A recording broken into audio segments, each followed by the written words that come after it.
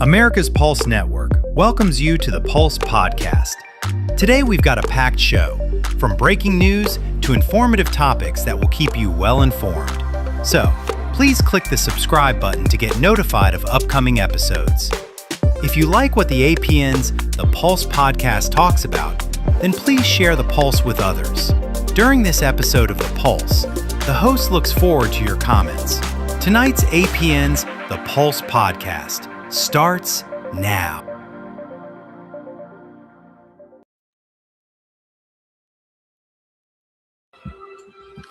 Good evening, everybody. This is Seth Eisenberg. I'm the host of the Conservative Corner, but tonight I'm the host of the Pulse. Hope you've all having a good week so far. Remember, it's not Hump Day; it's Wiener Wednesday. So I hope you're enjoying your Wiener Wednesday. Hope you had a lot of hot dogs because they're good. Other than that, it's been a normal week for me. Of course, I'm just happy to be here. Bright-eyed and bushy-tailed. Just a bundle of joy. I have a magnet on my fridge that says I'm a ray of sunshine, and that's exactly what I am. I'm a ray of sunshine to everybody who gets to bask in my light. We got a pretty good show tonight, and we'll get into that in a second. So first we're going to do breaking news. There's only one breaking news story I have, and the reason I did this is because I don't know about you, but I find this type of criminal very interesting. It's a serial killer.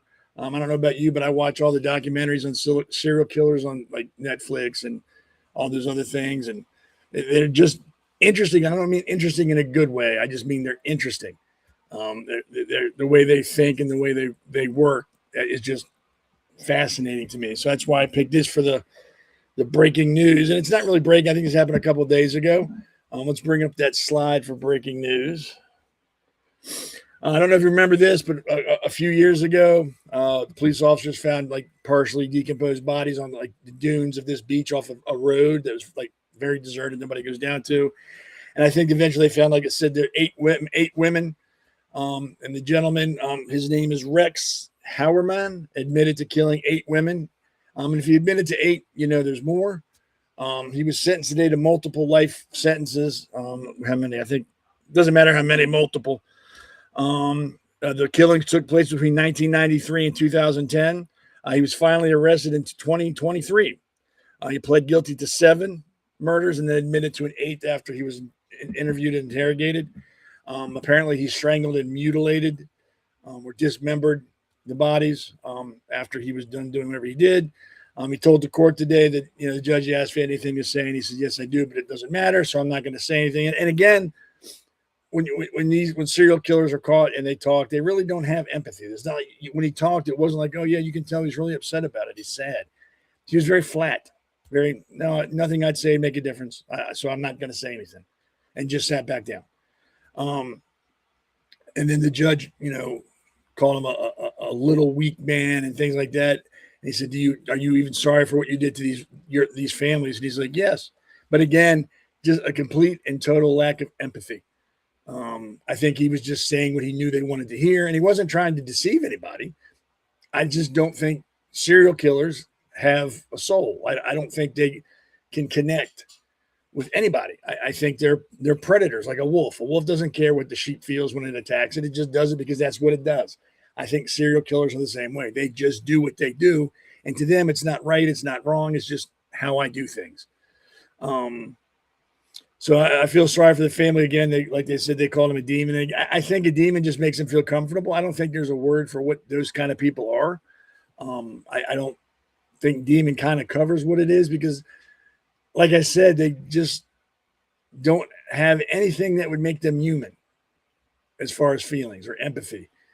I think they act on impulses. But then again, they don't because they're hard to get. They're very hard. I mean, it took them what?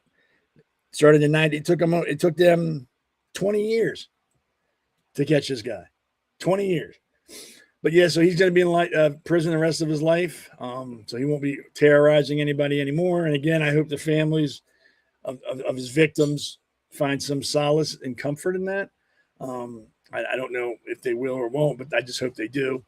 And like I said, if he admitted to 8, there's more out there he hasn't admitted to. They like to play games. So I'm assuming, I guarantee you, down the road, he's going to admit to a couple more. I hope not, but he probably will. But that's serial killers for you. And that happened at Gigolo Beach. Took 20 years to catch the guy, and he admitted to eight murders. And I believe the definition for a serial killer is someone who kills and then takes time between killings. And the actual killing itself has some significant meaning to them. They stage things, and they try to emulate it every time they do something. They try to keep it as close to the first murder as they can, because to them it's significant. And that's usually how they get caught. Usually. Sometimes they don't get caught. Who knows? But yep, that's one more creep off the street. And then I read somewhere, this will make you feel a lot safer, that during your lifetime, you pass or interact briefly with like 32 murderers in your lifetime.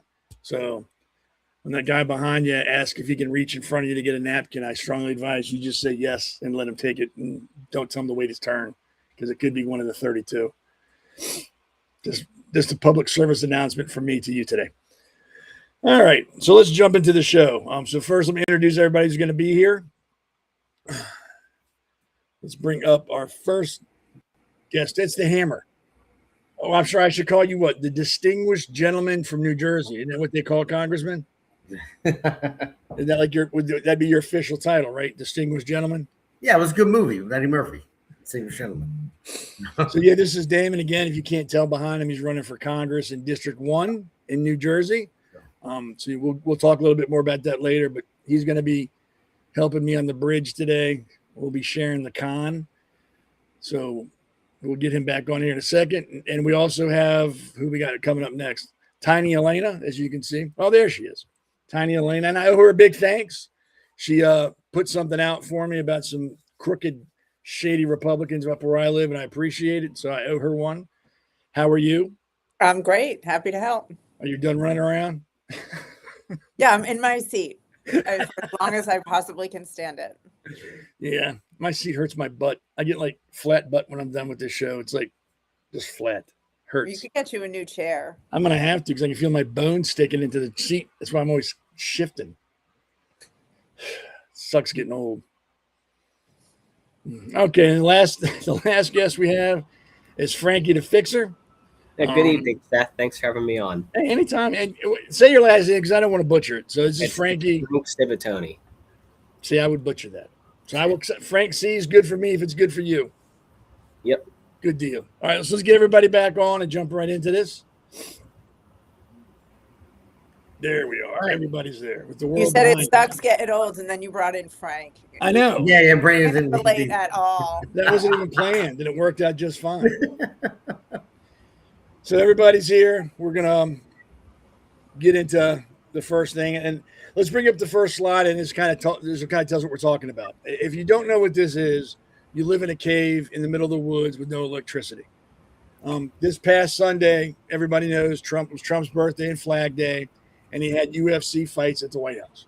I don't know if you watched it on TV or if you caught the after plays or whatever. I was actually kind of shocked at how smooth it ran. I figured, there would be some issues, and there were some, but they were stopped, and we'll get into that in a little bit. But I was impressed with the overall production. It went very smooth. I don't think anybody that wanted to be there couldn't see what was going on, even if they were off the main set. They had those big screens so everybody could see it.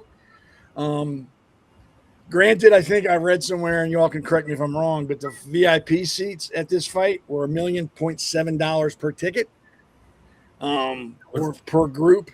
I was about to buy one, but I had one, but I was sick and I couldn't go. So, $1.7 million. I found that in my couch. It's not a big deal, but really, it was like very expensive. They also had some military people, they had officers and enlisted guys, which I thought was pretty cool. And then they had just politicians, and my son pointed out to me, it was kind of funny when we were watching the fight, and he said, you can tell who's never been to a UFC fight or a fight period. He said those are the ones just holding their phones up recording the fight in front of them rather than watching the fight in front of them. And it was true. Most of those people were just recording the fight that they were at, and I don't get that. You're at a fight, watch the fight. What's up, Lady Murd? Yeah, it's like, hey, I'm on a podcast. Let me record it while I'm on it so I can watch it later. Okay, dude. Whatever. Really, you see that at a lot of live events, and It's really ridiculous. sad. It's really sad. People don't actually experience things anymore. And then I think a lot of people, I'm sure you all saw it too online. People were complaining about the military saluting as the fighters came out of the White House. They weren't saluting the fighters, everybody. They were saluting the Congressional Medal of Honor winners. Those guys you're required to salute them if they have the medal present, no matter who you are. I mean, generals would have to salute those people. They weren't saluting the fighters. They were saluting the Congressional Medal of Honor winners that were walking with the fighters.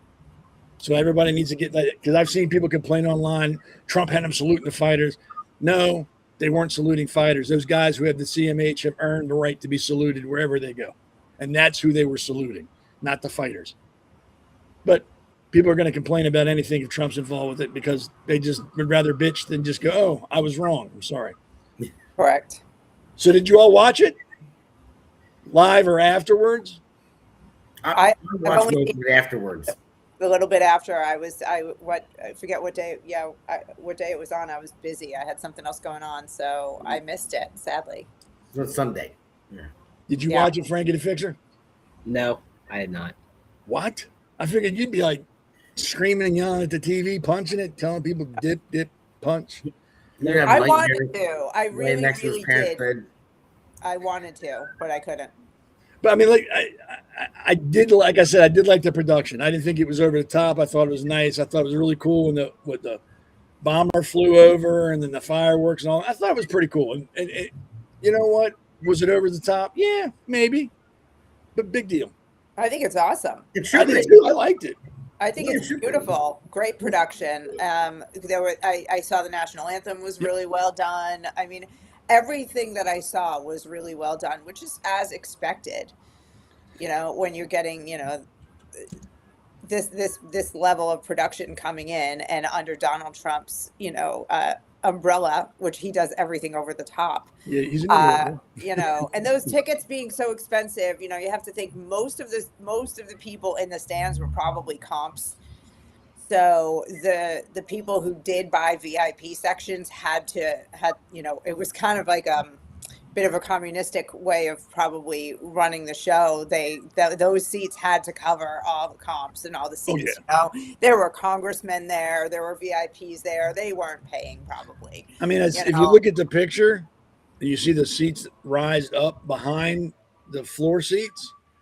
I think those were freebies. I think those were given the military people, some family members, friends, and like I said, those floor seats were the ringside. The ringside. I think a third of the crowd was military. Yes, I think it was about a third that gave the military. Yeah, military, police officers, firefighters. But like my congressman here, you know, he was there with his kids. You know, so and how many others were, and I'm sure they got free tickets also. So yeah, that's what I'm saying. It was very nice of the rich people to subsidize everybody else's free seats. Free tickets. Then I read anything that Scotch Turf, whatever that company is going to redo the entire lawn for free after they remove all the stuff that UFC had to put up. Yeah, that's part of any normal show that you would have to refurbish a lawn if if you put a show like this on it and trample it to death. But it's cool that they're doing it for free. I mean, that's they couldn't pay for that kind of advertising. No. Oh, and Frank, real quick, our buddy Nick DeSilvio is a Gloucester County Commissioner, said he loved Josh Hawkins' speech. I didn't see that. I'm going to show it in here in a minute. You are. We're going to get into it a little bit. Yeah. All right, so let's bring up the next slide so we can kind of go over the fight card. I know this ain't the Sports Center, but you know people might not have seen it, so we're going to kind of go over it real quick. The first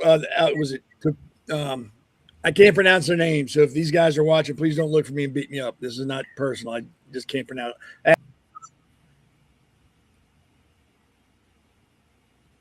It froze up. Yeah.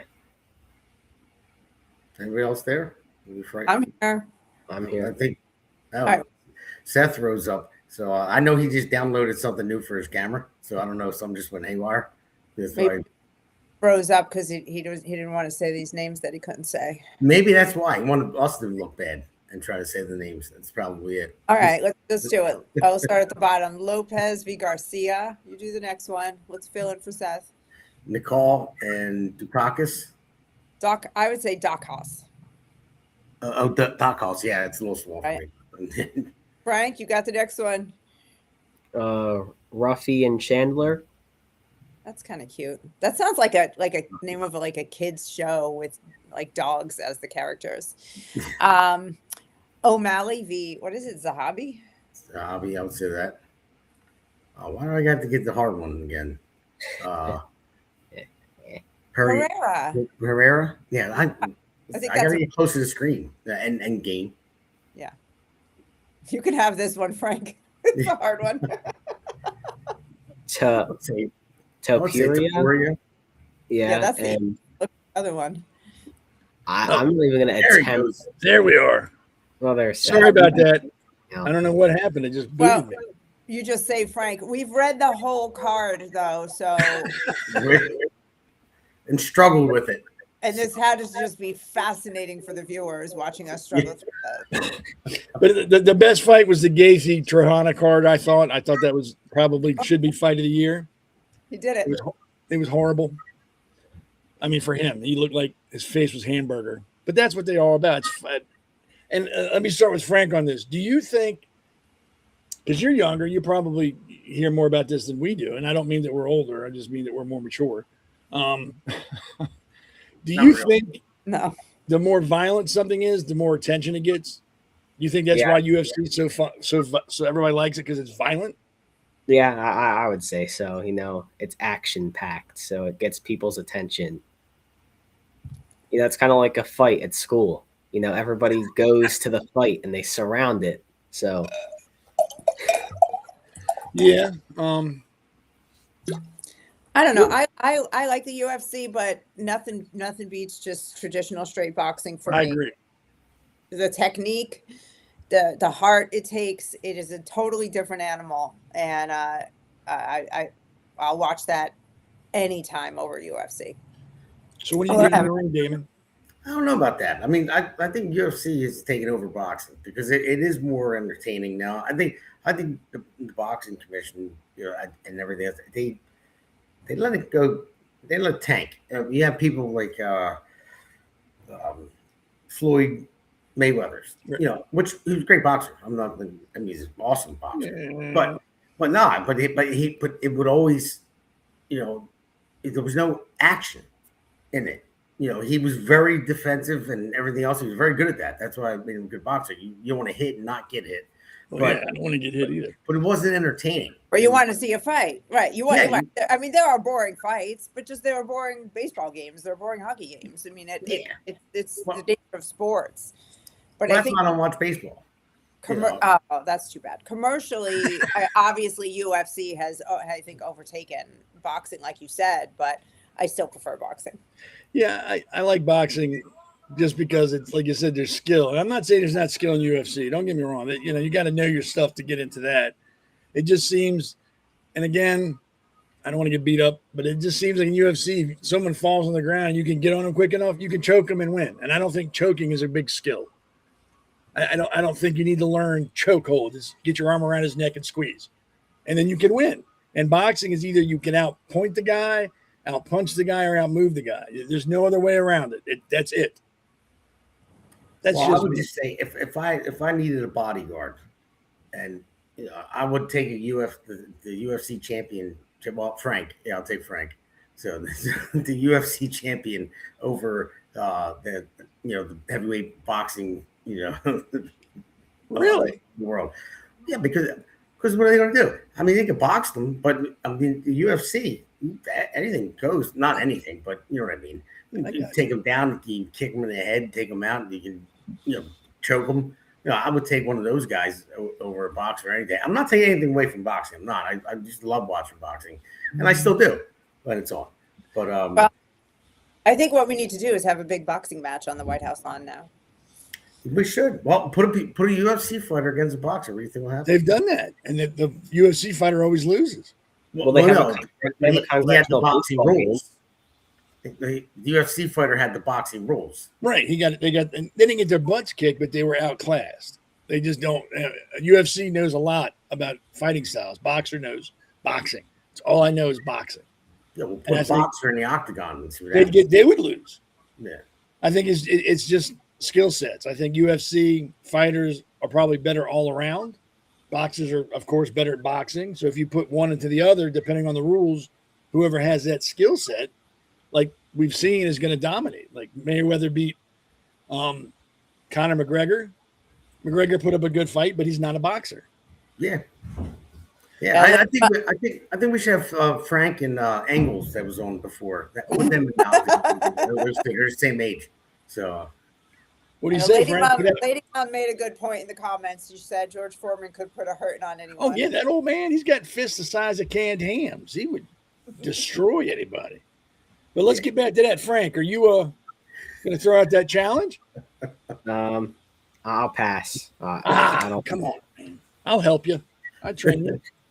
You're a big Engels Italian tank. I'm waiting for him to jump in and say, "What do you mean, Frank? You're going to challenge me?" So. Yeah, let's get him on and get some hype going. Get it build it up. Let's do this. Okay, so the big thing about, other than the fights that night, of course, which were fabulous and entertaining, and the guy's name is Josh Huckett, something like that. Now I understand that UFC to a point is like the WWE. You got to build yourself up. You got to hype things out. You got to make sure everybody knows who you are, because you want to be a bigger draw and make more money. I understand that. So let's play what he said first, and then we'll kind of get into that. And lastly, Michelle Obama is a man. Am I right, America? Ladies. So that's the abridged version. Before that, it was pretty much, I beat the guy up. This is why I did it. I'm the greatest, blah, blah, blah, blah. And then Joe Rogan pulled the microphone away and he goes, one more thing, and that's what we caught up with. Michelle Obama is a man. Am I right, America? And then he walks off. Okay, so my thing was, I understand that. That's his job, is to get butts and seats. And he's going to do whatever he's got to do to get the butts and seats. Do I agree with what he said? I think it was kind of, what's the word? Trashy? Classless. There's no need for that. But on the other hand, that's his First Amendment right, so I'll support it. He can say whatever he wants to say. I'm not going to condemn him for saying it. I'm going to condemn him for what he said. I don't like what he said. It's unnecessary. That's just my opinion. It's our First Amendment right to rag on him too. You know what? Yes. The joke, I don't have a problem with the joke itself. It was out of place. Like how we talk about, vulgar things is locker room talk. I believe that there are certain things you can only say at the kitchen table. He should not have said that on the White House lawn for an event that was supposed to be a unifying event. He did not have to go after and insult her there. There are so many places and reasons to insult the woman. We can do it all over the place.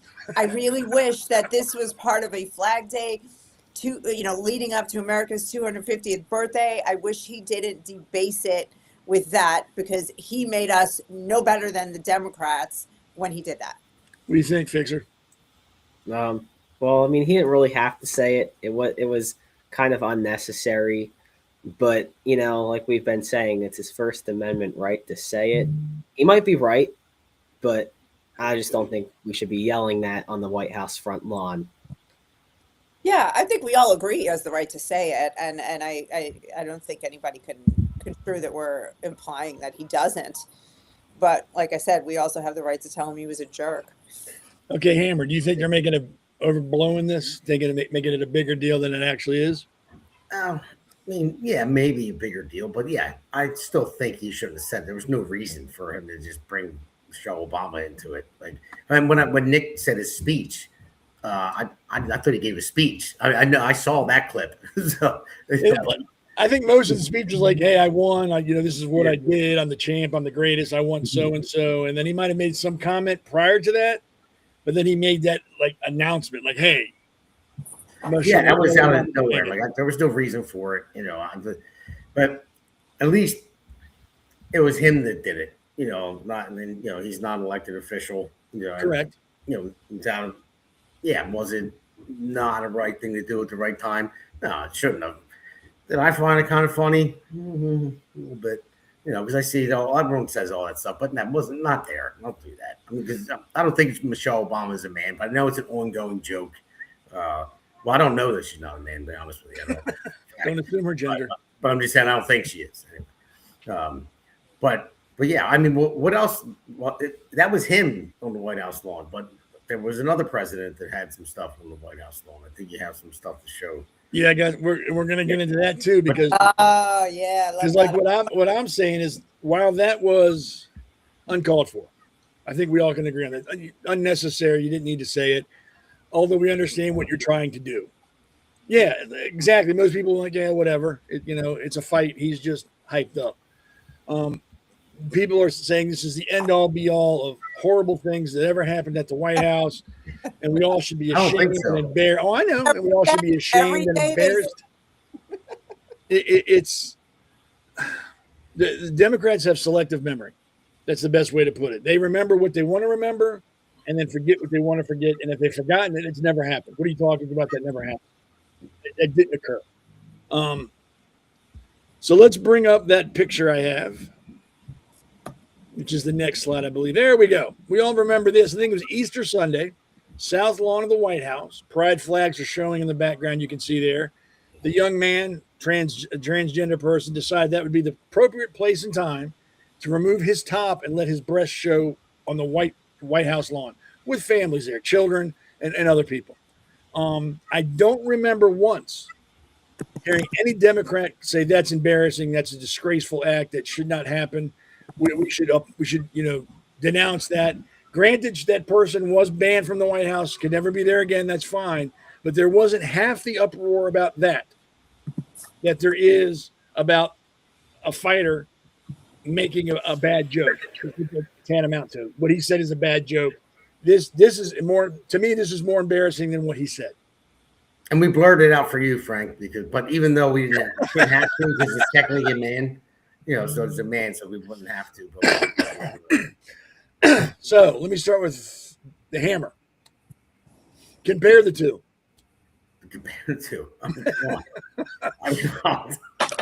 Great question for me. Thank you.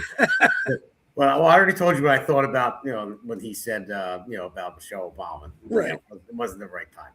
But our president taking a picture with a woman, transgender woman with breasts, or whatever, the transgender man with breasts, or whatever you want to say. Sorry if I'm getting it wrong. A man with a man with breasts.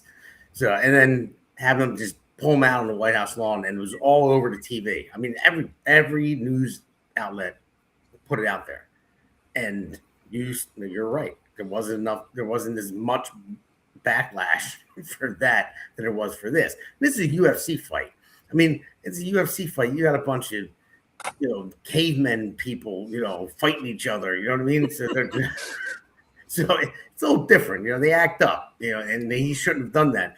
But when you have this in the White House lawn and just pop out your fake man boobs, I couldn't believe it when I saw it. I was like, that is way worse. I'll just say that. Fixer? Well, I don't know what to say about that. That's terrible to do on the White House lawn. I mean, there's kids there, there's families, and it's Easter Sunday.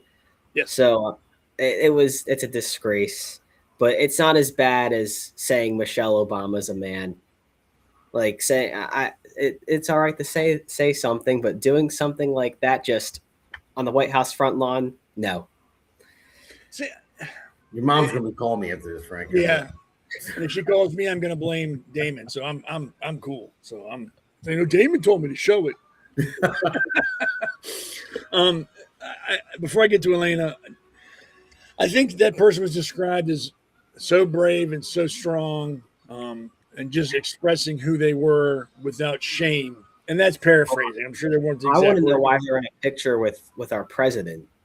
Why were they in a selfie with the president? Because he was pandering for votes. Was it before or after the picture? I think that was prior. Okay. I don't think that was after, if I remember correctly. I think the photo with Biden was first, right? Yeah, it was before. Yeah. Then they said, "Hey, this is appropriate. Let me show my boobies." So yeah, I agree with what everybody said. So boobies, does that make you laugh, Freddie? Frank, you ready? Boobies. I'm definitely going to call from his mom after this. But yeah, I agree with what you two said so far. There's a time and place for everything. And at a fight, someone making a stupid statement after getting punched in the head a few times makes sense to me. You're punch drunk. Okay, I get it. You're going to say stupid stuff. You're hyped up. You got adrenaline flowing through you. You're going to say something stupid. And like the fixer just said, you said something. Big deal. You said something. You didn't act on it. You didn't do anything else. You made a statement that wasn't like calling for violence or anything. You made a stupid statement, as opposed to being on the most known house in the world on a holiday with families all around you, and you decide to stand up and show your boobies, and and then everybody praises you. Oh, how brave, how strong. They're just expressing who they are. We should applaud that. But me saying that guy saying something is worse. What do you think, Elana? Well, I've got a couple of things on this. First of all, I thought that being a tranny was the highest calling a human being could ever achieve. So why would there be any insult in calling Michelle Obama a man? I again, even if I think the venue for saying it was incorrect, but to have more outrage than that man with the boobies, he goes by Rose Montoya, and about a year after he boobied out house lawn, he then was accused of sexually assaulting 5 different people. Okay, so there was no outrage about the topless, classless on the White House lawn, and 0 reporting and outrage about the fact that he was accused of raping people. One of the people that he raped so he thinks he's a girl. He raped a girl who thinks she's a boy. So you'd put that together, allegedly. Actually, I haven't followed the case up, and I'm so glad that this came up tonight, because I think I'm going to do another video on Rose Montoya's current sexual assault case. That goes to show you exactly how sick and twisted the Democrats are, that they have no outrage over things that are actually outrageous. No, well, the reflecting pool is a bigger deal because it's green. So it's. I'm going to get into that too. Damn, you all got like ESP. You know what I'm going to talk about before I talk about it? Y'all got any winning numbers I should play? Hey, come on, throw them out. Let's hear them. No, I'm not telling you the winning numbers. I was going to say, if I knew, I wouldn't tell anybody either. Like, nope, I don't know any numbers they're going to win. Next day, I'm a millionaire. Hey, I got lucky. But yeah, I agree. I think if you're comparing apples and oranges with this, there's no comparison. One is stupid. One is embarrassing. Boobs or no boobs. You made a stupid statement. We're going to get over it. Yeah, boobies or no boobies. Then you have. Whoever Seth says it. Because I'm trying to be a smart ass. It makes it funnier. Mm-hmm. And then you have Montoya doing whatever his name is on the lawn, and it's acceptable. That's acceptable. That's acceptable behavior at the White House. Saying Michelle Obama is a man is the scandal of the century. My God, how are we going to come back from this? There's nothing we can do. We've tarnished the nation forever. My God, we all should hide our heads in shame. And of course, before we get to the next part of this, people are also, well, it was racist. That was a very racist statement. I am so sick about hearing how everything is racist. Everything you do. If you brush your teeth with Colgate at 3 p.m, you're a racist, because only racists would do that. If you drink black coffee and you do that in the morning watching TV, you're a racist, because only racists drink black coffee watching TV. If I don't feel bad for something that happens in some minority in the country and want to slash my wrists over it, I'm a racist, because I'm not willing to lay my life down to show how bad I feel. I am so sick of hearing the word racist, so sick of hearing the word Nazi, so sick of hearing all the phobes, transphobe, homophobe. They don't mean anything anymore. And it's because of crap like this. The dude made a bad joke. It's not racist. It's stupid. Poor timing. Wrong place, wrong time. That's all it is. There are comedians who get paid millions of dollars who make worse jokes and bomb on stage. We're going to live. The country's going to be fine. There's people like Jimmy Kimmel who go on TV and make millions of dollars. Talking about the president being dead, and everybody laughs about it. Like, oh, that's comedy. That's comedy. No, it's a stupid thing to say. It's just you like Jimmy Kimmel and you don't like this guy. That's the only difference. If Jimmy Kimmel had said this, they'd have laughed. Like, oh, Jimmy Kimmel, he's a comedian, he's a genius when it comes to comedy. Yeah. So other than this, something else was, I guess, found out prior to this whole thing on the Flag Day, and it was thwarted. So let's bring up that slide and we'll get into this. I don't know if you've heard about this, but there were at least five people were going to use drones to attack the UFC fight at the White House, with explosives to them. And then as people were running out after the drones, they were going to have sniper teams out there to shoot the people as they ran out. People have said, well, that's they're libs. Other people said, no, they're right wingers. I'll get with all you guys. From what I've read, and they were more anti-Establishment, like they were upset about people working with Israel. They were upset about the Epstein files. They were upset about this. They were upset about that. There was no one thing that they were upset about. They were just, hey, we want to start something. This is what they do. They were targeting all the politicians that were there, not just President Trump, the Democrats that might have been there. Everybody was a target. And then from what I've read, and I'll go to Frank first, that the gentleman who they first got involved in it, I'm sorry, I didn't get his picture, and I apologize, but they lured him in with like religious angles. Hey, we're going to do this, God's will and stuff like that. And usually when someone says God's will and someone goes, I'm with you, you're probably crazy. And the kid was a nut. That's why his mother turned him in, because he had weapons and she saw some of the TikTok stuff. So we'll go to Frank first. Frank, he was closer to your age, Frank. Yeah. No. Yeah, well, so what do you think about all this? Well, when I was reading about it before I came on the show, and what I read was he was 19, and he used $3,000 that he got from his graduation money to go buy assault weapons, ammo, plate carriers. He was planning on doing something, but his mom ruined it for the whole team. So that's what I got from it. But thank God for the FBI being able to find this and the mom turning him in, or else it could have been terrible. Here's some of the notes I have. Interrupt you.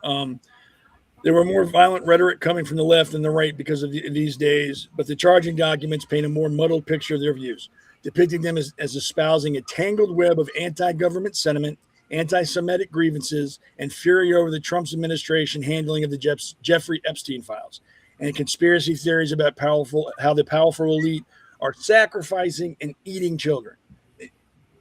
These people are insane. Those are mostly leftist talking points, though. Yes, but they're more left-leaning than right, but they're not all one thing. There's a little muddiness, though. Yes, there's a little bit like, I could see maybe a little right-wing in it. But yeah, the Epstein files, I am so sick of hearing about the Epstein files. At this point, I either bring it out or stop talking about it, because honestly, I think everything they've released is everything. And I think nobody's happy because they haven't heard the names they wanted to hear and what's been released. So there has to be more pages. There's got to be more names, because I haven't heard Trump's name in any of this. Well, so they haven't released them all. I don't agree with that. I don't agree. I don't think it should be put to bed. I think that a proper investigation was never done. We haven't heard from victims. We haven't heard from all the staff that worked, for Jeffrey Epstein at all his various properties, the airline pilot, the private jet pilots, the stewardesses. These people saw everything. They know what's what. None of that was ever taken care of. So the way the libs position it, it's all Trump, is idiotic. Of course, I see your frustration with that, but I don't think it should ever be put to bed until we get answers for the let me rephrase that. I'm frustrated with it because you have people like Thomas Massey, who I have a list. I'm going to read this list on the floor, and people are going to get in trouble. And then he never says it again. It's what list? Why haven't you mentioned this list? When are you going to read this list? It seems now more that it's used as a political weapon or political bait to stay in the news than it is anything else. So that's why, if they have it, let's get it out. Let's stop teasing. This is not a movie. We're not looking at trailers. Get it out. They have it. It's not coming out. I know, but and who's doing it? If Epstein is off the scene, the drug addicts don't get sober when their drug dealer goes to jail or dies.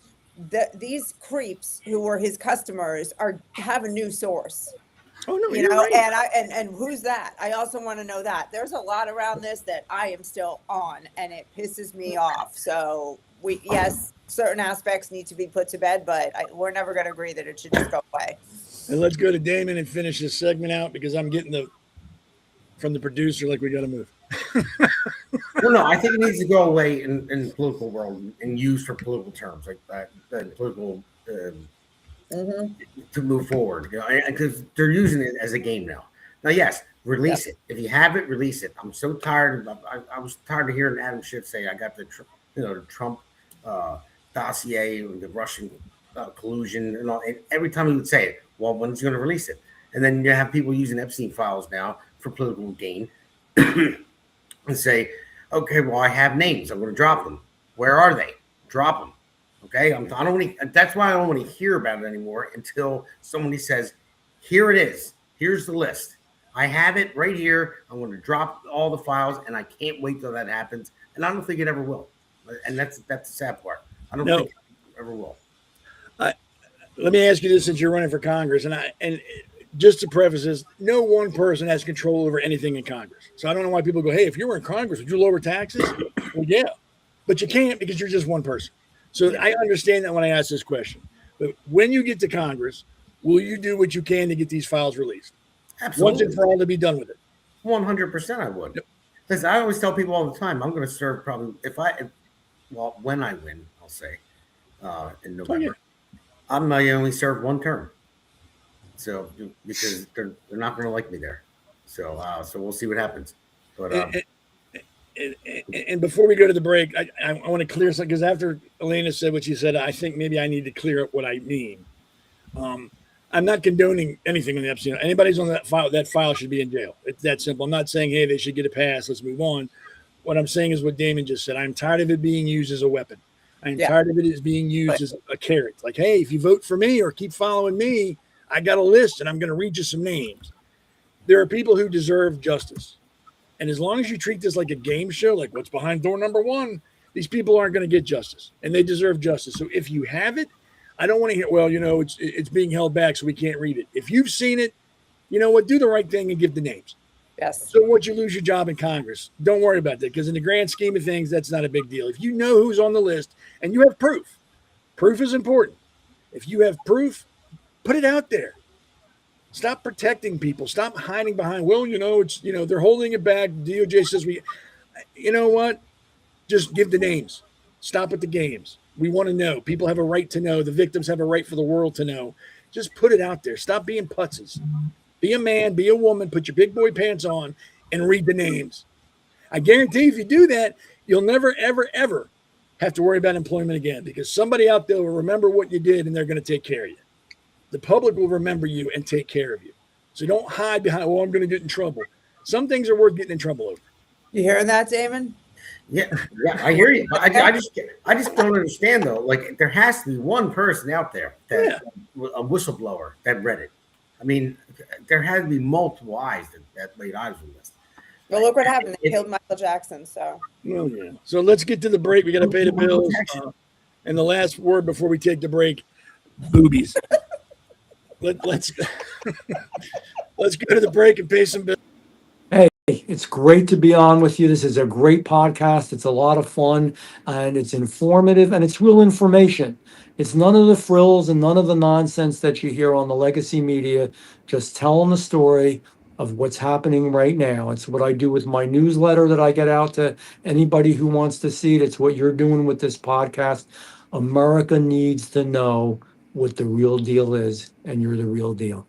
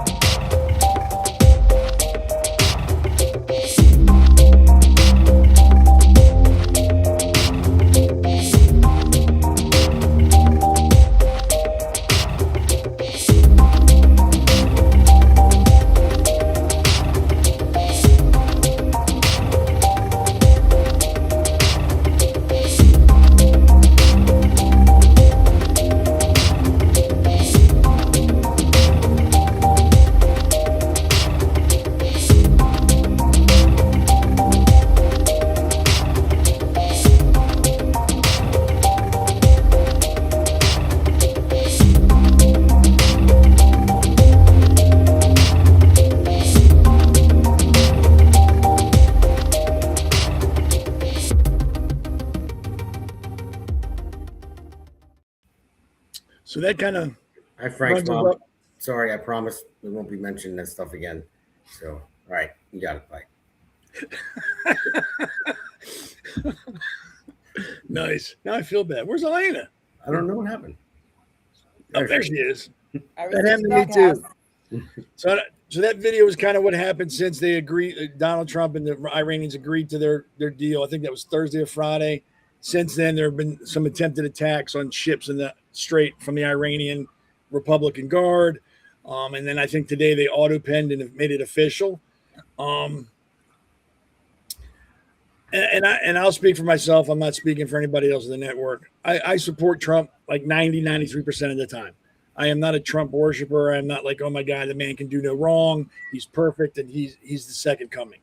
He's probably one of the better presidents we've had in recent history. Like I said, I agree with him 90 to 93% of the time, which is pretty good. Most people I agree with 2 to 3% of the time. So he's up there. I personally think he's handled this Iranian thing completely wrong. I don't think they have been punished enough to realize they should not do this again. I can't remember the amount of times that Iran is, oh yeah, we're gonna adhere to this peace agreement. We're not gonna do anything. We're sorry. And then 5 months down the road, they're doing it again. Like when Obama said, here's what, $30 billion. You can't make no more uranium. You can't do it. Okay, we won't do it. And then they did it. And they've made the same agreement now. Okay, we're not going to enrich uranium anymore. And you can come look and check. Same things they've said before, that always they come back and do it again. I am of the belief that we should have decimated the entire Iranian regime now, while we've had the chance to go in, bomb them, destroy them, kill them, get rid of them, and let the Iranian people put a new government in. We've done none of that. The same government we fought with when this started is still in power. Nothing has changed. The names have changed, but everything is going to be how it always has been. It's being ruled by religious zealots who don't like us, who want to kill us, and want to kill everybody. So why anybody thinks because they signed a piece of paper today means they're going to go, oh, everything's forgotten. We're great. We love you. We love the Jews. We love the Christians. We love the Buddhists. We love everybody. We just want to get along. So we're going to do whatever we got to do to be friendly now. I am telling you, mark my words today, 2 years, give or take, we're going to be right back where we are now. They're going to use this time and the money to rebuild, rearm, retrain. They're still going to be paying for Hezbollah and Hamas. They're still going to be subsidizing them. That's never going to stop.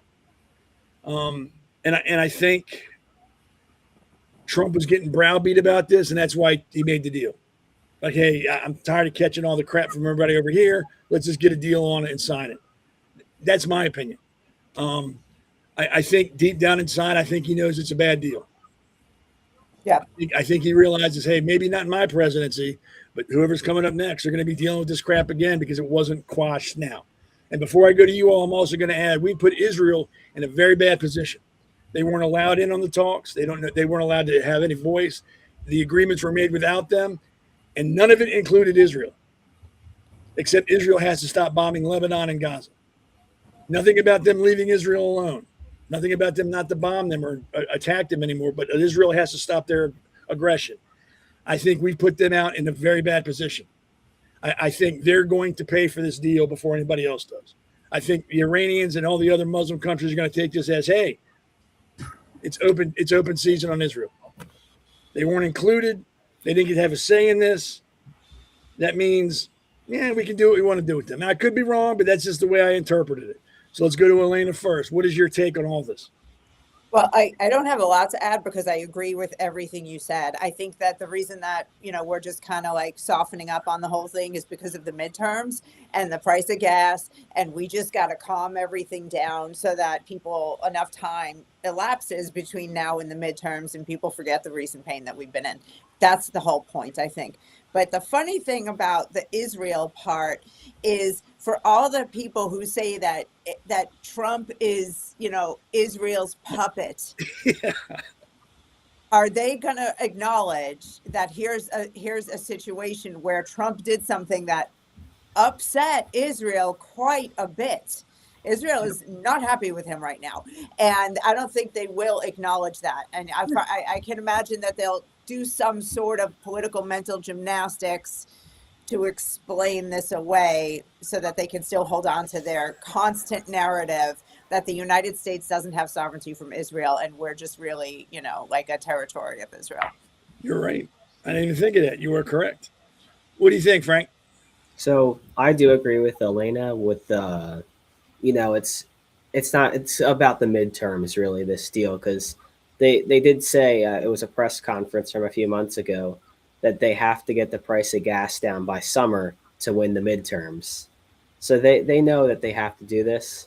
But what's interesting is Trump sending 14 points to Congress to vote on his war resolution to end the war. So I'm interested on how the Democrats are going to vote on this. Are they all going to vote no? Because they're the ones who are out in the streets yelling "Peace in Iran, peace in Iran." I want to see if they'll vote to stop the war. That's a good point, Yeah, Frank. he could be playing chess again with them just to see what they're going to do. That's why I like having Frank here. He's a smart guy. Yeah, love He's that. a prodigy. He's a prodigy. Boobies. Damon? My phone's going to ring again. But no, yes. I think it is it's a bad deal. Well, we don't know what it is yet exactly. I know he's having other countries give them money. He's going to unfreeze money. Apparently, none of the money is supposed to be coming from the United States, which is number one. And that can't happen. If any does, then we really pissed him. But he was getting squeezed. Should he went further? Yeah, he could have went further. But at what point do you stop?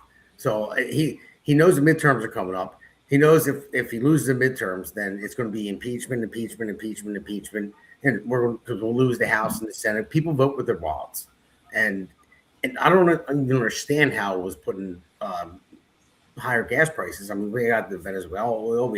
We're producing the most oil in the world right now ourselves. So I think it was just price gouging. I'm assuming. It's because oil is traded on a global price scale. It really doesn't matter that we're not using oil from the Strait. So which is a whole other thing that I would really is above my pay grade, but makes me furious. It shouldn't be that way. Anyway, that part shouldn't be. But yeah, I think he had to make this deal. I don't know what it is, but get past the midterms, and then if they screw up, they do something wrong, and then it's just boom, they're done. They've seen our military might. They've seen what we can do. I think he has them on the ropes. They're scared for sure. I mean, every one of their leaders got knocked out. The next one came out of his cave, and then boom, he's out. And then the next one came out of his cave, he's out. And then they all stayed in there. So that's why I'm coming out service over there. But so I think he got them on their heels. I mean, he annihilated their entire naval capacity, which I didn't even know they had that many ships because they're live in a desert. But I'm just kidding. But no, it's not fun. It's not a funny thing. I apologize. It's not. I mean, any war is bad, but it's just. I think he proved this point: peace through strength. And I think that they back up. And one thing that Trump has done, he's been working this angle for a while, I believe.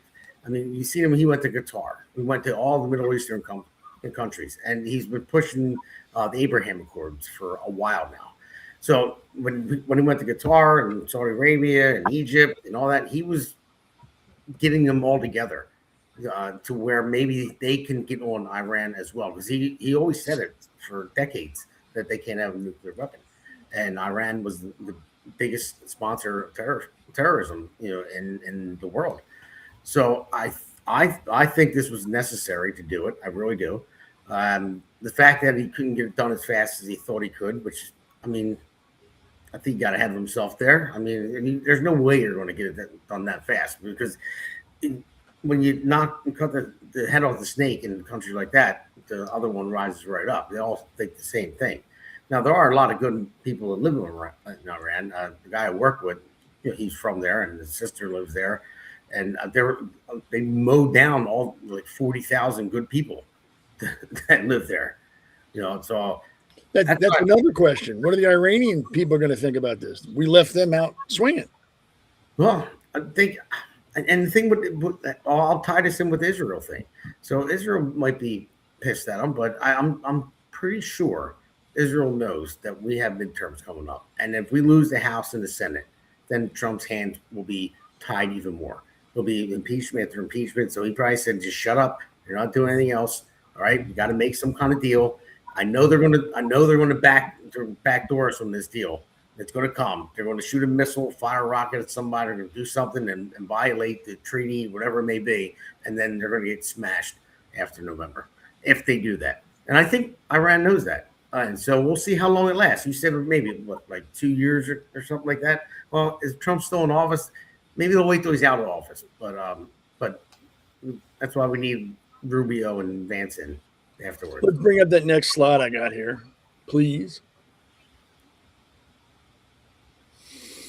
So they said the straits open for business. And let me read this while this is up. Iran, this is over the weekend. Iran has launched multiple one-way attack drones towards commercial vessels in the Strait of Hormuz, defying a newly reached diplomatic breakthrough. These hostile actions occurred immediately following the signing of a U.S.-Iran memorandum of understanding intended to transition a fragile April ceasefire into a lasting peace agreement. So the ink wasn't even dry on the paper, and they're already attacking ships in the Strait of Hormuz. Because they use Biden's auto pen. I don't know what it is, and I understand midterms are coming, and nobody wants to be in a war. War is hell. I get that. I'm not advocating for war. What I'm advocating for is finishing what you start. Yeah. We started this with the intention of letting the Iranian people determine their own destiny, and we stopped. We stopped because the American people don't have the stomach to do what we need to do. And like Elana said, we're just doing this for Israel. There's all these excuses people are using as to why we shouldn't be there, but we're overlooking, like Damon said, 40,000 people that were slaughtered in the street by their own government because they dared to speak up against them. Though we're not the world's police department, and I agree that we shouldn't be, if you do that, we're going to come knocking. No country should allow that to happen. I don't care if you're Russia. You're my ally, but dude, you can't be killing people in the street. That you can't. We're not even going to try to defend what you did. You're on your own. They slaughtered, and was it 2-3 weeks ago?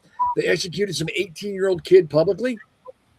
And we're just supposed to make nice now because gas is a little expensive. Why don't all the people who are anti-Israel and anti-war go over to Iran, go to these people's houses where the children have been beheaded and shot and drug in the street and executed and go, hey, we're not paying more for gas, so screw your family. We don't care about your daughter and your sons and your wives and your. We don't care. It's not our problem. I don't want to pay $4 plus for gas. So we're going to back out and let the same government that did that continue to stay in power. Because as soon as we're gone and the spotlight comes off of all this, you're all screwed. They're going to come at you hard. But that's not my problem because I want to have gas under $3 a gallon. So go kick rocks. Good luck with that. It's all because of Israel. It's their fault. Go blame them. Well, and Seth, if I can say something real quick for go to someone else. I wanted to say it earlier when we talked about the UFC. They were going after people that received APAC money. Yeah. All that. And the reason it's not because they're crazy. That crazy. They are actually, but I'm just saying it's social media. All the bots that you see on X. I mean, it just pushes it out over and over and over again. And there's so many people that I know that just jump all over it. It's like, it was on X, it was on Facebook, it was on that. I'm like, well, listen, everyone that's listening right now, believe we hear here because we're telling the truth. But when you see all those messages on there, everyone's like, look at this. I get stuff every day from everybody saying, Trump is Israel's puppet. Really? I mean, I don't think Trump was ever anybody's puppet, but I just wanted to get that out there. I want to say it earlier. So. Let's pull up the next slide real quick. Just like I said, days after they agreed to it, we're going to do what we want to do, and they went and attacked other ships. This is never going to stop until we put our foot down and make it stop. And that's going to take determination and commitment. We have to commit to, hey, we're not going to stop until this regime is gone. Because if we leave one person left, this is what's going to happen every month. Continuously going to happen until we put our foot down. And if the rest of the world doesn't like it, that's fine. We don't need you. Just remember Europe in World War II. If it weren't for us, you'd be goose stepping around saying Jawohl, Commandant, Sieg Heil. But don't let that stop you from us trying to do something else that's right. You know, just worry about you. We need to come together as a world and crush governments like this. They're cancer. They don't do anything good. They don't serve their own people. They're there for the power. It's like, was it in Gaza? Another country living on billions of dollars sent to the Gaza for aid, they take and use it to build houses and mansions and buy yachts. They don't even help their own people. It's not just Iran that does that. Most of these countries are like that. And as long as we allow this to happen, bad things will keep going on around the world because they don't think it's wrong because no one's ever slapped them in the mouth and said, enough. No, we're not doing this anymore. Stop. We're bigger and we're meaner and we'll hurt you. Oh, I got to say one more thing. The amount of money they received for their whole entire water system, all their water pipes, they dug it all up and they made rockets out of it. That's all. I think this whole Iranian thing is wrong. I think we're going to pay for it. I think the world is going to pay for it. I don't think it's going to get any better. There might be a lull, but it's going to come right back to it. I think when it starts up again, it's going to be worse because now they have more money and they're going to have the oil money because we're letting them ship and do all that. I think it's going to be worse. Yeah, but what I'm confused about is why are we negotiating with a terrorist regime on paper? Didn't George Bush, I don't want to quote him, but didn't he say the United States of America will not negotiate with terrorists? Yep. So I don't understand why we're making, you can't trust a terrorist organization. So why are we saying, all right, you sign this paper and we have peace? It does not make sense to me. I just say you got to go in, blow up the bad guys, and let the Iranian people build up from the ground that they can make their own great country. Yep. I agree. And with that, we'll go to the next break, pay some bills, and come back and talk about other things that will upset me. America's Pulse Network. The mainstream media is bought and paid for.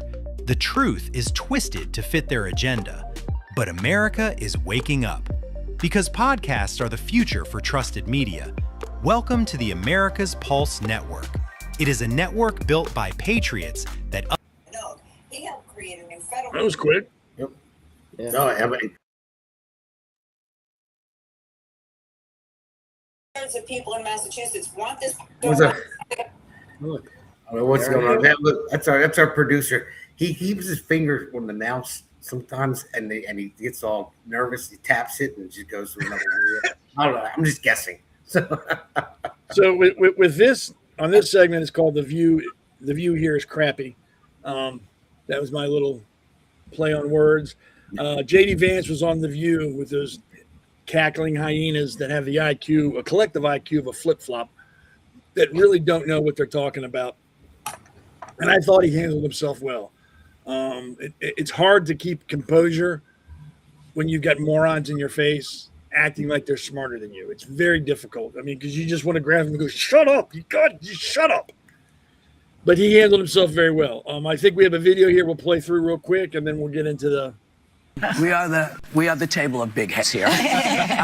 So this is a show of MAGA Republicans, right? That's what my media team told me? Okay. Help me find the words to explain to my children what they're witnessing right now. Well, you know, first of all, it's been well covered that I was a critic of Donald Trump back in 2015 and 2016. Now, obviously, I'm sitting here as the Vice President of the United States in the Trump administration. Well, Joy, a little humility, actually. I think that when you make predictions and those predictions turn out to be false, you got to ask yourself, well, what made me wrong about that? What did I not understand or not appreciate? For example, I said that Donald Trump's economic policies would not lead to wage growth. They did in the first term. Black history getting erased from public spaces. Black voter districts are being dismantled. Black leaders are being sidelined from our ranks. Where do Americans of color fit in this vision? Because it doesn't seem like we fit. I think, Sonny, my view, And if I may, since October of last year, there's been something like 6,668 refugees allowed into the country. All but 3 were white South Africans. So first of all, I'm very skeptical of that number because we have a lot of different immigration pathways in the United States of America. But let me just address Whoopi's point. Look, first of all, you asked the question, and maybe you don't believe this coming from me, but I think everybody is welcome in our political coalition. Frankly, even if you didn't vote for us, everybody is welcome in our country so long as you're an American citizen with the duties and the legal obligations and rights to be here. But what you're saying is we got to do more on the economy. And Black history has been erased from public spaces. Black history is not erased from public spaces. Guys, we do have to get to Iran when we get back. There's some very important news I'm telling you, we celebrate Black history. We celebrate all American history in this administration. So President Trump has called affordability a hoax. He said that, not me. All right, I can't listen to them anymore. That was terrible. And before we go around the room, I'm going to say this again. I'm tired of hearing about racism. Everything is racist. If it's something they don't like, it's racist. Even if they don't have facts to back up the claim, it's racist. I'm sick of it. I'm at this point, I don't care. I don't. Just stop talking about it. Nobody cares. And the only reason we have so much racism in the country is because of idiots like that perpetuate it with no fact, no honesty behind what they're saying. They know they're going to get likes. They know they're going to get views if they use the word racism. So that's why they do it. That what's her name? Sunny? Was that her name? Sunny something? Yeah.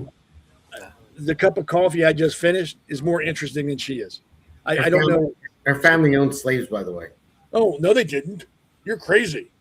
That's racist. You're racist. They did. All right, Frank. Let's get the younger perspective on this. What do you think? I'm sick of racism. I'm sick of hearing about it.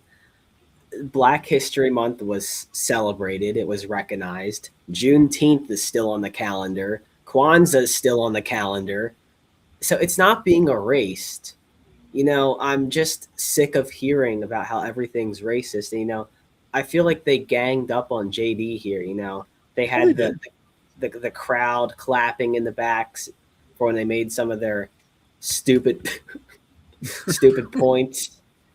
Like you said, they have the IQ of a flip-flop. They do. I mean, I couldn't even listen to that. I turned the volume down on my computer because I didn't want to listen to them. So I just don't understand where they're coming from. I really don't. It's because I feel like they just want attention. It's the appeal to pity fallacy. They want you to feel bad for them, and that's how they get their attention. That's how they get their votes because people don't research. So they just fall for that because they feel bad. Let's bring up the next slide. Elana, what do you think?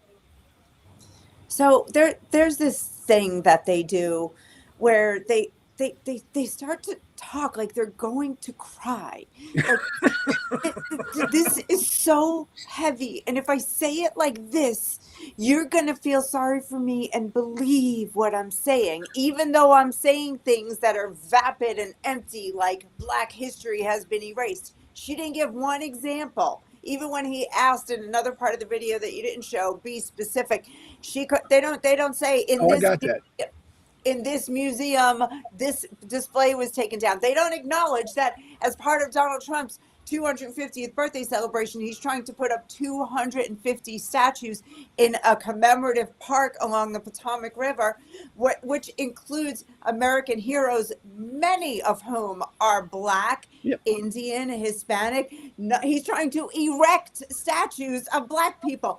I am so sick of it. And that fake cry, this hurts me to talk about thing is built into our DNA. I'm a woman. I can turn it on in 2 seconds if I want to be more persuasive, but I don't because I'm not a jerk. Maybe when I was younger I did because I was a jerk, but I'm not anymore.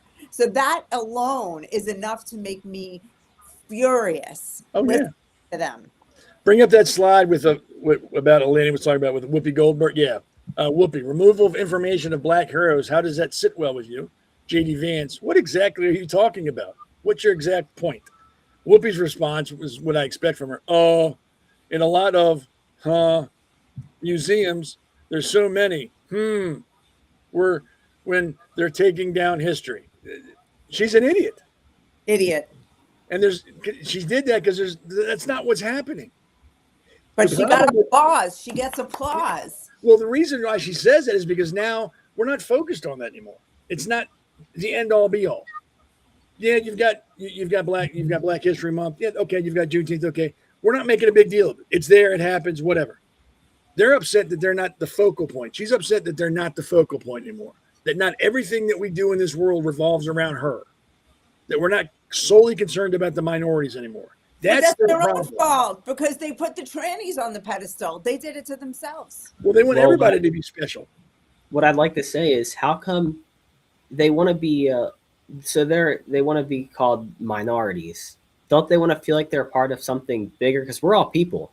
Why do they want to be their own certain group? You know, we're all people. We should all be together. But you know, they just want to be their own. That's racist. Perks. Well, victimhood gives you perks. Yeah. If they're the victim, they get perks. If they're just like everybody else, then they got to eat the shit sandwich like we do all the time. There's nothing special anymore. So they got to be a victim. They got to get those perks. Everyone's got to feel sorry for them 24/7. Everything that bad that happens to them, they got to be able to blame on somebody else because we're the victims. So obviously, if I'm a victim, it's not my fault. It's somebody else's fault. So I don't have to take accountability for my actions because I'm being held down by the man. The man's doing this to me. What do you think, Damon? So sorry, I've been quiet. I was just looking something up. I didn't find what I was looking for, but I'll just tell you one thing. I'm tired of the racist stuff, and that's what they push. They push it hard. Democrats push it over and over and over again, and that's all they have left is because do they not remember what party was the party that created the KKK? The Democrats. Exactly. What party was the party that fought the Civil War to free slaves? The Republican Party. Republican Party. Yes. Yes, exactly. And the media is horrible, and their media, those cows that sit in that desk there. I'm taking this from Gutfeld though, so I'm sorry I didn't make it up, but I believe them. You know, they are the cows that sit there in that room. But yeah, but that's what they're all about. They're about dividing, you know, the American people, and that's all Democrats have. They have fascism, Nazi, racist, bad orange man. No policies. Zero.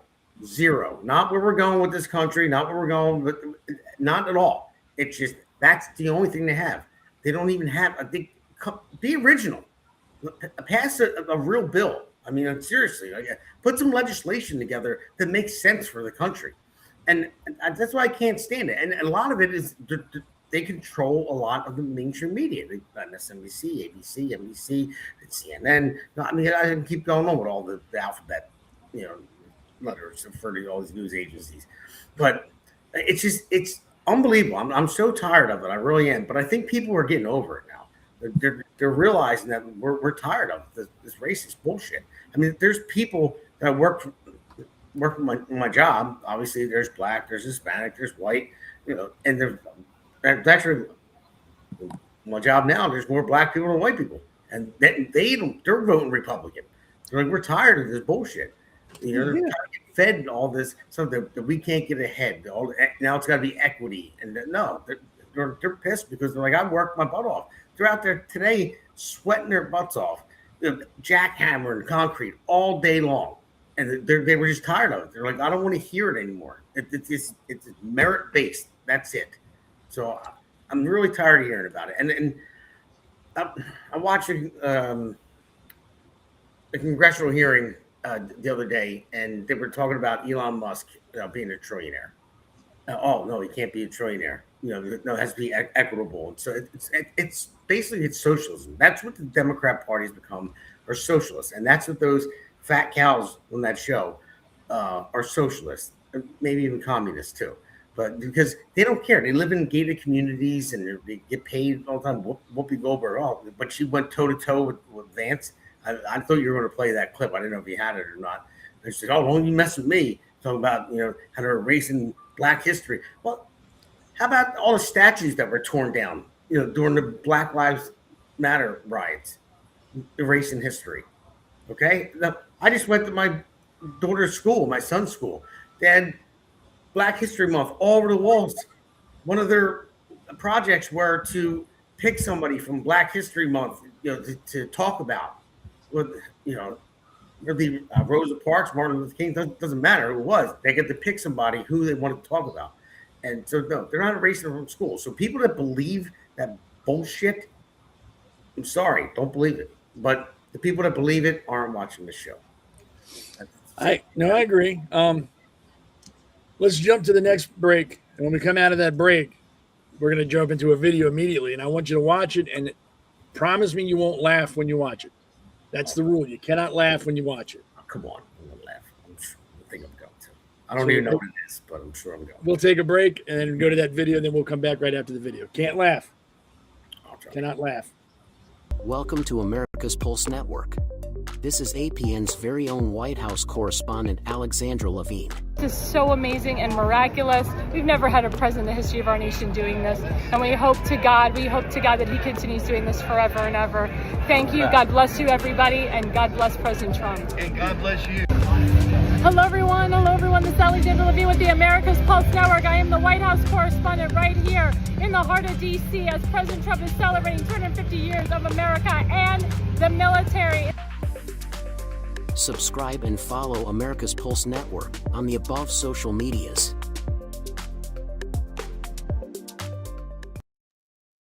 Hey there, all you fascists. Let me put you straight. When you come for the rest of us, we'll fight you at the gate and you will lose. You fascists bound to lose. Oh, you fascists bound to lose. You're bound to lose. You fascists bound to lose.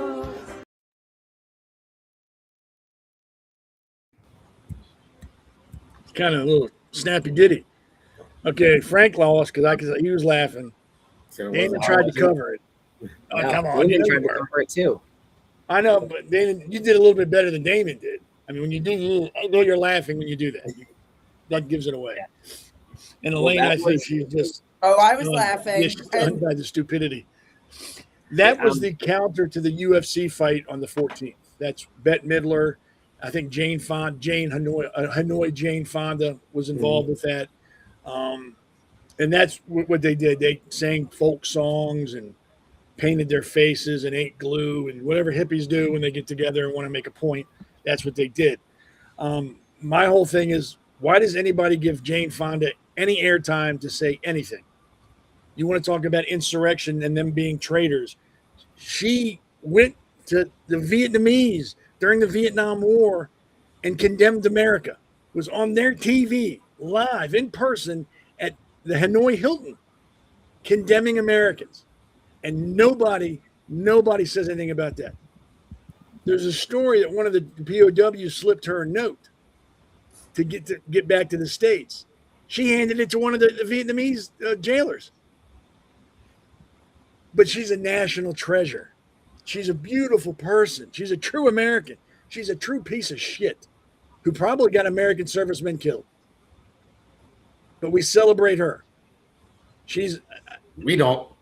Well, no, we don't. In general, people, she's great. She was a great actress. I don't care. The minute she turned one of our American servicemen in, you cease being a human being to me. But why is she living in the United States? She should be out. Because she can do what she wants to do here. She knows it. See, they're not stupid. They know if they go to the countries they're talking about they support, they would be killed there. So they stay here, promote those countries, but want to have nothing to do with them. Like the people who are like the gays for Palestine, chickens for KFC. They know if they went to Gaza and were making out with their boyfriends or their girlfriends in the street, they would be murdered, immediately be murdered. There's no ifs, ands, or buts. But here, it's safe. I can promote Palestine, be with my boyfriend, and I can have my cake and eat it too. That's why when they go, hey, did you know they execute homosexuals in Palestine? I don't want to talk anymore. Get the camera out of my face, because they know they're wrong. And then when you tell them, in Israel, you can be openly gay, they have pride parades there. No, they don't. Yeah, they do. We're not just making this shit up. They really do that over there. No, they don't. I don't want to talk anymore. Liberals have a mental illness, and their mental illness is what they perceive to be reality is reality. And if you don't see what they see, you're the problem. I mean, you said it earlier. They hear what they want to. Yes. They just hear what they want to hear, and the truth they completely ignore and say it's racist, it's offensive, it's phobic. They believe their truth. They have their truth, and that's what they believe. And if your truth doesn't match their truth, or if the truth doesn't match their truth, you're wrong. They don't want it. They can't deal with reality because reality is going to tell them, hey, go to Palestine. They're going to kill you. Mother Nature is a heartless teacher, and they know that. So they're safe here screaming their BS because they know, well, they're not going to execute me here for making out with my boyfriend. So I can do that. It's, oh, you fascists, we're going to get you. We'll fight you at the gate. That's stuck in my head now. Now you got it stuck in mine. I know. I got to get that out of my head. Sounds Let's bring up the next slide here. And this is just kind of a grab bag of things that caught my eye. So we're just kind of going to round robin them. So let's bring up the next slide. Excuse me.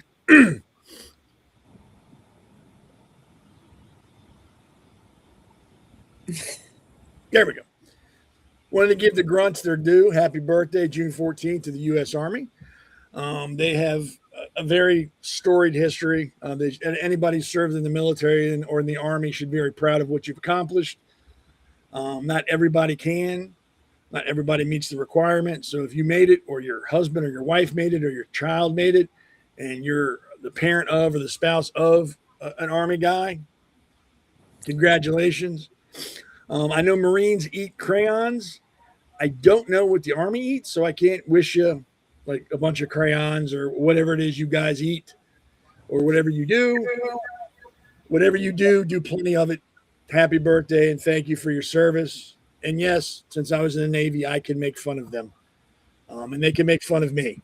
That's acceptable. You guys do often. Oh, that's right. Our producer was in the Army, which explains why some of these slides move slow, because there's so many letters on the keyboard. They confuse him, and he doesn't know what to do, and he gets frustrated, and then he has to look at his notes and go, oh, I got it now. He's got to remind, and that's why we don't get mad at Damon, because he was in the Army. We understand. It's okay, man. It's okay, brother. Happy birthday to you. It's all good. Color coding works. That'll help you. But seriously, happy birthday to everybody in the Army. Happy birthday, U.S. Army. Thank you for everything you've done. You helped shape the country, and you've defended freedom and people who needed defending around the world forever. So happy birthday. Many, many more. And I'm just glad we have Pete Hegseth in charge now, because I'm not worried about our fighters having to take sensitivity training or, proper pronoun usage or anything like that. Vaccines. That is not what. Yeah, it's military's here for one reason. I've said it, and I'll keep saying it. Military's here for one reason. That's to kill the enemy. That's it. That's why they're here. They're not here to help you learn to play basketball or bake you cookies or tell you all the sweet things that happen. They're here to fight what everybody's afraid of. They are there to fight the things that go bump in the night. They stand to watch at the gate when nobody else can. And they are prepared to do evil, horrible, bad things on your behalf so you can sleep while they're out there. Nobody's in the military because they hate what's in front of them. We join the military because we love what's behind us. And we love what's behind us so much, we will put our lives on the line for that. Doesn't matter who's in front of us. It's what's behind us that matters. And that's why people join the military. And everybody seems to forget that. They're the punching bag every time something happens. Marines deserve it. Marines should be the punching bag all the time. They just make fun of them all the time. Or give them a crayon, whatever's handy. What about the Navy? The finest Navy in the world. What do you mean? We're the oldest branch of the military. We are undefeated. We have saved the world numerous times. I mean, you don't hear about alien invasions. Why? Because the Navy stops them. Godzilla, U.S. Navy. That's why he's not there. Don't got to worry about it. It's that simple. But the one thing all the branches of the military, and if there's anybody who's listening that you can back me up, there's one thing we all agree on, that we are much, much better than the Air Force. All of us. So there's that. What about the Coast Guard? Who? The Puddle Pirates? The Coast Guard. The professional lifeguards keeping America's swimming areas safe. Yeah, well, whatever. They serve a purpose, I guess. You're ruthless. I guess the Air Force needs to have somebody to make fun of. That's why there's the Coast Guard. Space Force. I don't even know what they do. I have no when you say Space Force, I think Star Wars. Literally, like we have Jedis now with lightsabers and X-wing fighters fighting in galaxies far away. I don't know what they do. I mean, maybe they're like security for like NASA. I mean, I'm not trying to be funny. Is that what they do? Secure like launch pads and space programs? I honestly don't know. I don't know what they do. So I can't make fun of them until I know what they do, because they might do some securing our satellites and our. Yeah, I was thinking that. Yeah, I think that's what it is. Yeah. But how do they do that? Well, they help launch them, and they help protect them, make sure that I don't know. I looked it up a while ago. Yeah, make sure. I'll hold off making fun of them. We need to find out because we got to. Like Frank, that's your homework assignment this week. Yeah, that's your homework. Frank's got to do that this week. Find out what the Space Force does, what their mission statement is, and all that, and then get back to us. We appreciate it. Can you do a quick video book report for us next week? Yeah, I'll find out what they do. 3 pages, double spaced, front only. So one thing, I know we got to go soon, but one thing I want to throw in there. I don't know if everybody heard about New York's new bill that they're trying to put through, that no one will be recognized as a mother or father anymore. Oh yeah, I saw that. Yeah, it's a gestating parent or non-gestating parent. I saw that. If that goes through, and Kathy Hochul signs that bill into law, I hope an earthquake hits New York right under her household. And anybody that wanted to pass this bill just target them. It's so stupid. I mean, really? Just a little bit. This isn't we're not in an ideological fight. The answer to this is the same answer to Frank's question earlier. Why with all the racism all the time? We are in a fight, a battle, a spiritual battle of good and evil. They are trying to destroy our relationship to God's creation. They're trying to destroy the family unit. And it all points back to whatever it is that God created, they want to distort and destroy. And this is just one more way, and they're trying everything they can. And on some people, on a lot of people, it works. And let me bring up the next slide, because this is something Frank brought up earlier. I want to cover it before we got to go. This is national news. Algae is growing in water.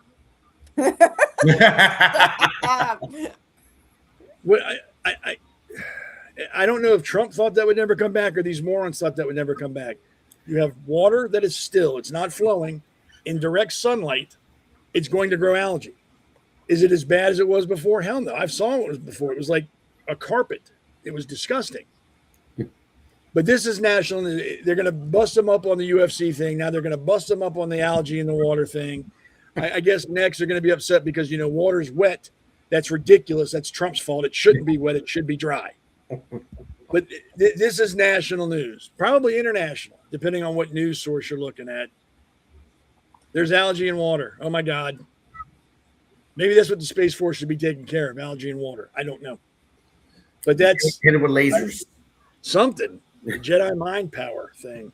But Frank had brought that up earlier, and I wanted to kind of bring it up. I in the grand scheme of things, I don't care. I really don't care. Well, he spent, $4 million? Fish to fry. Yeah, he spent $4 million. Well, so did Obama, but y'all didn't mind then. So why does it matter now?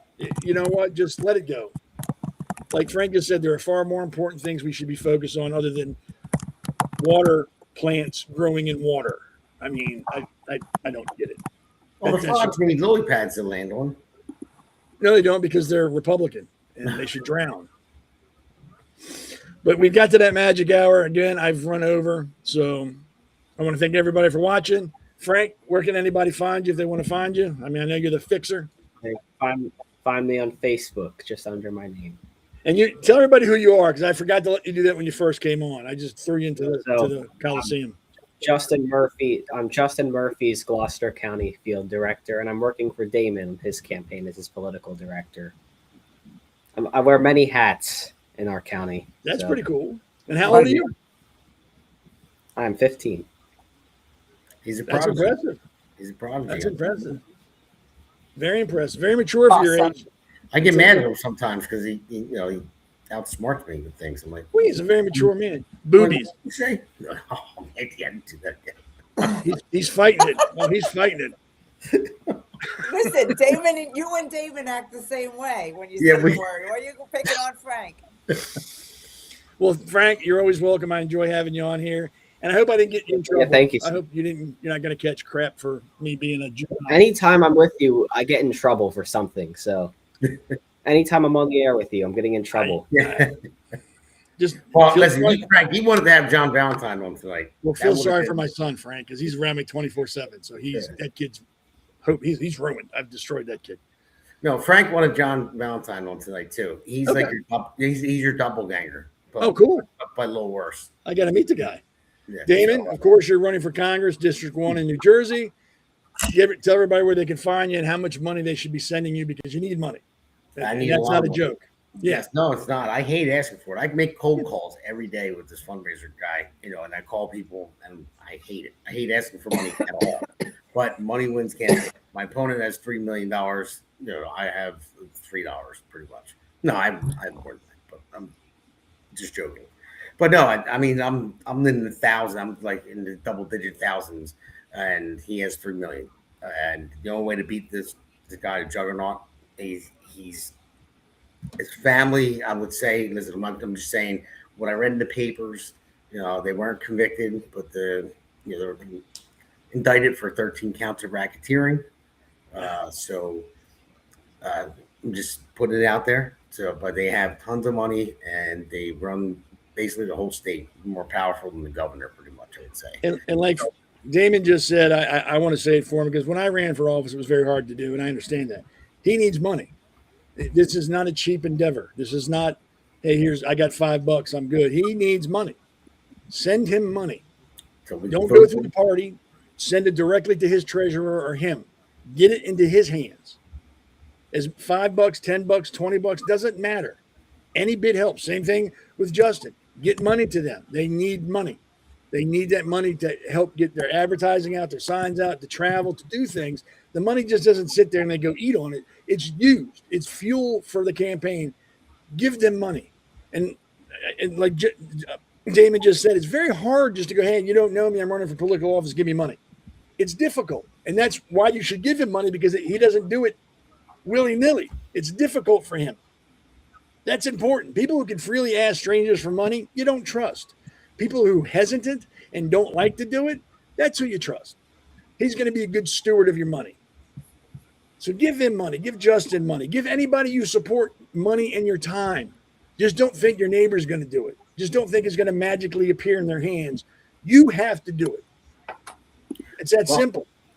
Well, if we say we're going to get 1 million hits off of this, and half the people send $1. Send me $1. Yeah, that would be great. But it's tough. But you can go to votedamongaldo.com. That's my website. That's votedamongaldo.com. And you can see what I'm about. Everyone that's watching right now obviously knows what I'm about. Having fun on this podcast. But just a regular guy. I'm a carpenter, construction superintendent. But just trying to change a little bit of the state and the country for future, not just for my children, everyone else's as well. And I saved the best for last. My hero. Yeah. I got to go up here down.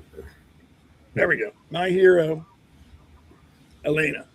Tell everybody where they can find you and stuff like that. Yeah, not much to say. You can find me at The Based Mother on all socials. That's BASED, The Based Mother. My name is Elana Barbera, and I'm psyched that we got to have a fun conversation tonight. Thank you all for having me. Anytime. And again, thank you for putting out that post for me. I appreciate it. If people aren't going to do the right thing on their own, well, then we need to push them to do the right thing. Yeah. It really resonated with a lot of people. Because, to say real quick, I know we have to wrap up, because that video that we were talking about went after a Republican, a lot of people in the comments called me a liberal Karen. Yeah. And I was like, no, I want honor and decency from all my politicians, and I'm okay with calling out both sides. And people aren't used to that. No, they turn a blind eye to that, but point out the other thing. Yep. Well, thanks everybody for being here. I got one more thing to do, so I'll let you guys go. Damon, when can they see you again? On Monday, my podcast. I'll probably have a few more candidates on, and then the following Friday. I used to have a podcast on Fridays, but we're going to do a virtual fundraiser. Oh, cool. With Justin Murphy. Hopefully he can make it on Friday. I believe he can, and other candidates as well in Gloucester County that are running for commissioner. And and Frank, I'm going to send you Seth's number. You can give his number to your mom so she doesn't call me again. So.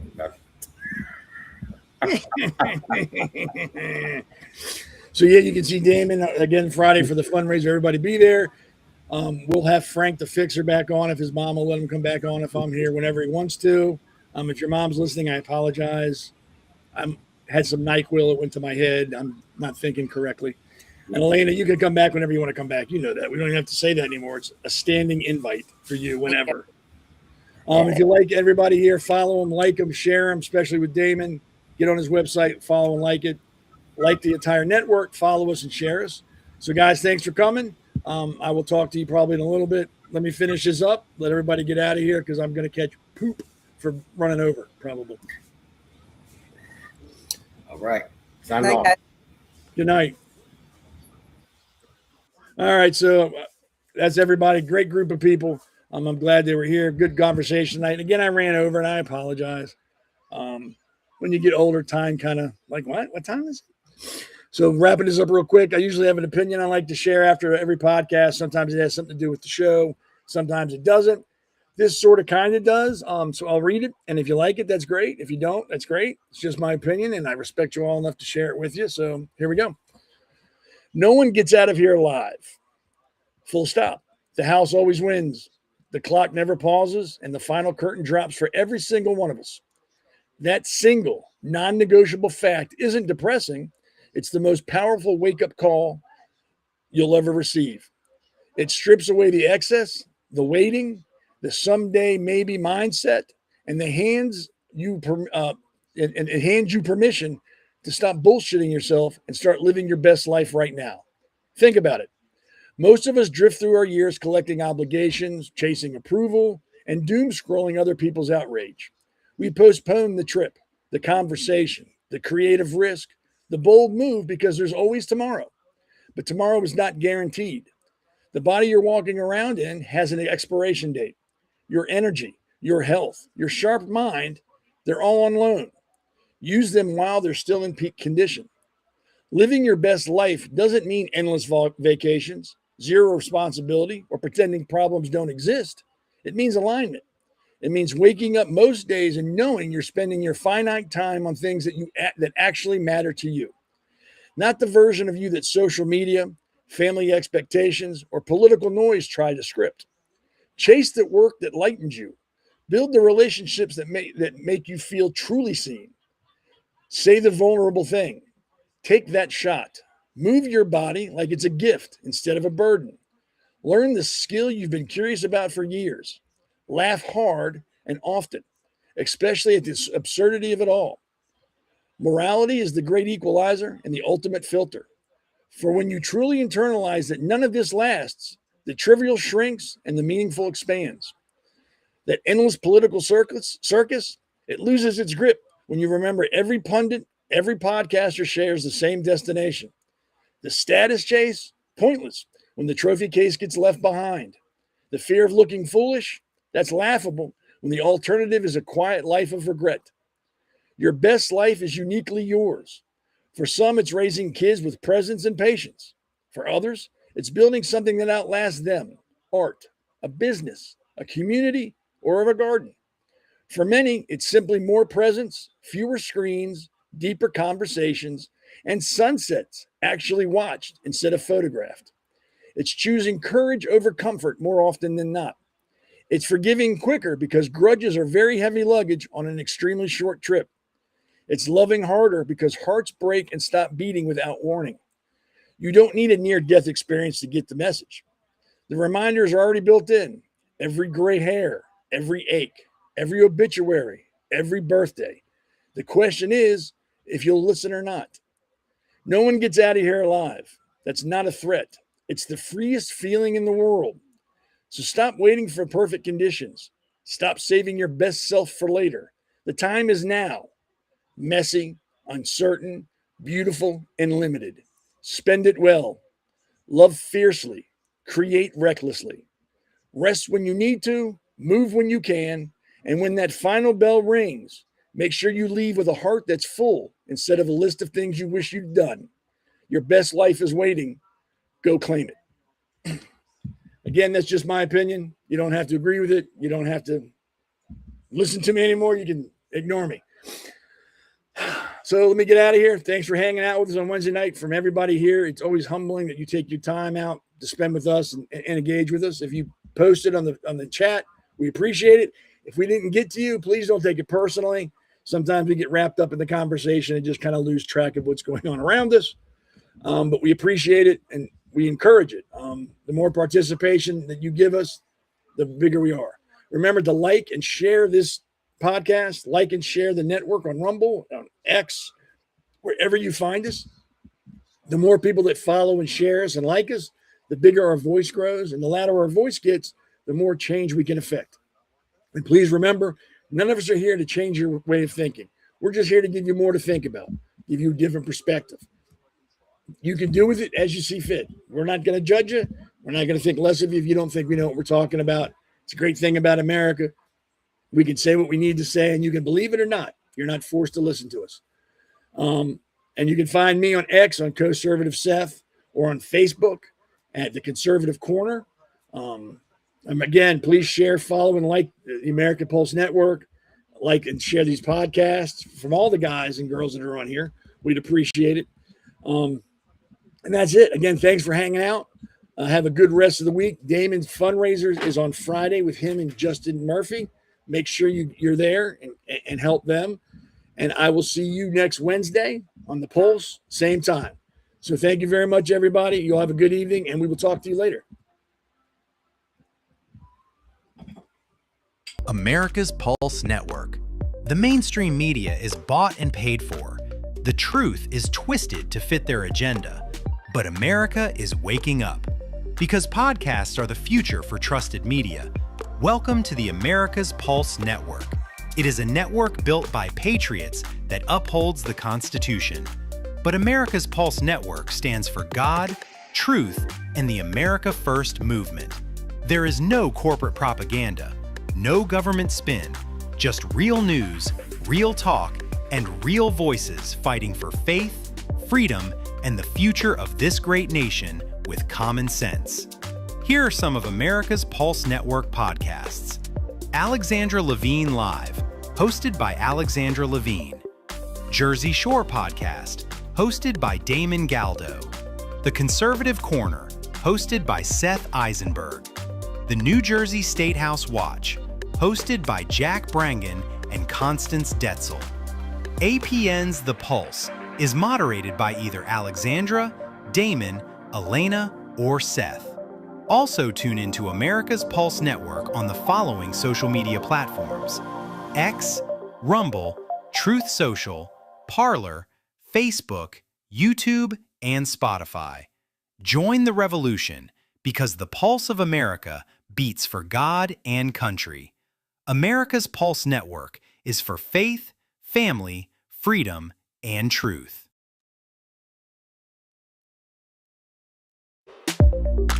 America's Pulse Network thanks you for watching tonight's episode of the Pulse Podcast. See you at the next packed episode that will take you from breaking news to informative topics. So please click on the subscribe button to get notified for upcoming episodes. If you liked what the Pulse covered, then share the Pulse Podcast with others. APN's The Pulse hosts look forward to seeing you on the next episode.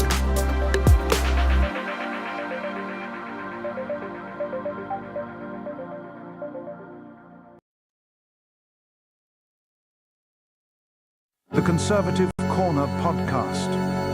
Hoist the standard. Stand fast and sail with Captain Seth Eisenberg every Sunday at 7 p.m. Eastern. Yo, all hands, hoist the colors high. Heave ho, thieves and beggars, never shall we die.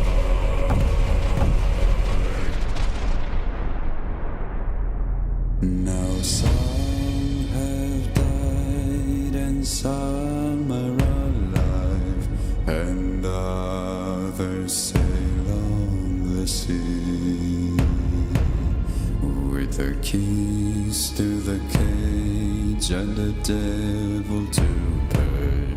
We lay to fiddler's grave.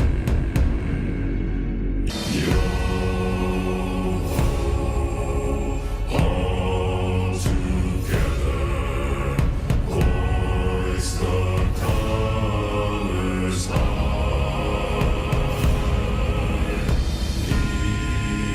Evil, thieves and beggars never shall.